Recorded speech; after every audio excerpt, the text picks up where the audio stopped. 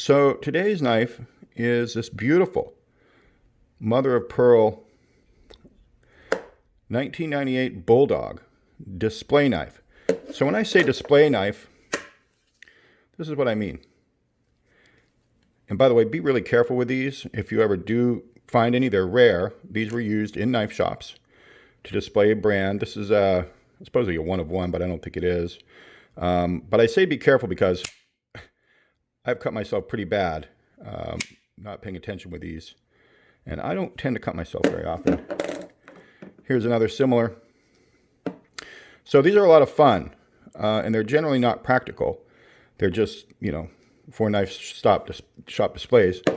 But this one could actually be used in the field if you wanted to, make that sacrifice. Get it off of here.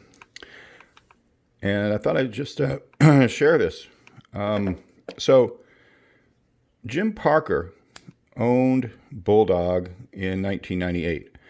And originally, Bulldog was a brand that was kind of resurrected in the late 70s, from what I understand. And it was done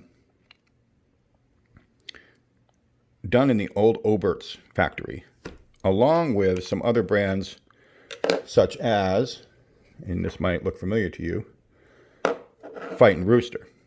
And you can kind of see handiwork here. So Frank Buster was a collector, basically, who decided that he was going to use the Obert's factory to produce knives. They're very well documented. They were made as collector knives.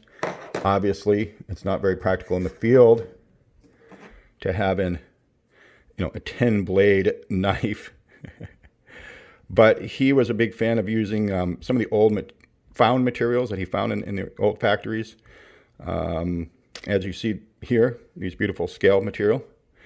So you can definitely see the parallel. And one of the things that Frank Buster was a big fan of was using large chunks of mother of pearl. Mother of pearl, you'll see today some knives that are a lot less expensive than the equivalent knife because it has pieces of mother of pearl that are made in a decorative design. But really what you want to look for is giant chunks. The larger the chunk of straight mother of pearl, the better. And so this is really an exceptional piece. And it wasn't overly expensive either. So let's open this thing up. The standing Bulldog would be, and I'm not, you can look this up. It's fairly readily online. Would be up until, I believe, the year 2000 or so, under Frank Parker's ownership. So Frank Parker took over the Obert's factory where they were building these, at least as far as the Bulldog brand, from about 1990. And he used a lot of existing parts and so forth in the earlier years, and generally kept quality fairly high throughout.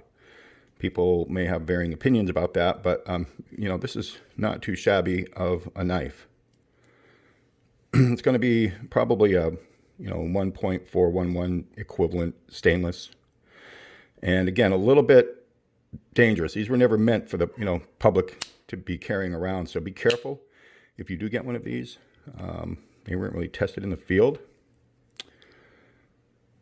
And you can see the standing Bulldog. Now here we have the fighting Bulldog, and that would be a post 2000, year 2000, although it varied. It came and went. So, it's a little bit, I don't want to portray myself as an expert here, just an enthusiast.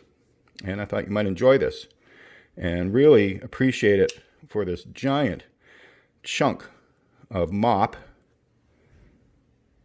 And you might want to consider trying to find some of these yourself. These beautiful, display shop knives. They're just fun.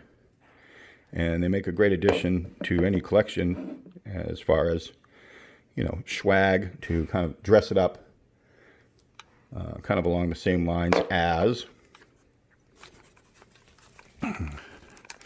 these type of things. I also have, the old Puma displays. And you can have fun with it. Hope you enjoyed it.